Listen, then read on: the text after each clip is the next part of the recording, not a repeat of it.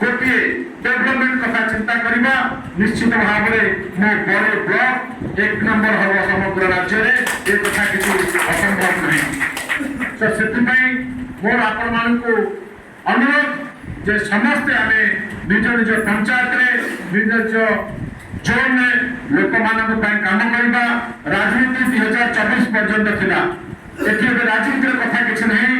एठी आमे समस्ते बड़ीर लोक प्रतिनिधि मान अच्छा समस्ते वर्तमान जनसाधारण कथा चिंता करवा।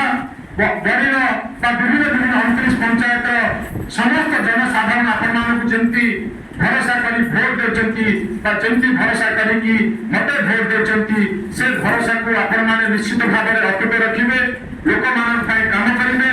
मुझे आपण मान कहूँ जो सरपंच मैंने ये अच्छा दल कथा छाड़ दिंतु डेवलपमेंट कथा अच्छी डेवलपमेंट कथार जो सब समय आपण मैंने मत खोजे आपण मैंने मोर साहय मोर हाथ खोजे निश्चित भाव में मुझे मान पाखे छिड़ा दिए।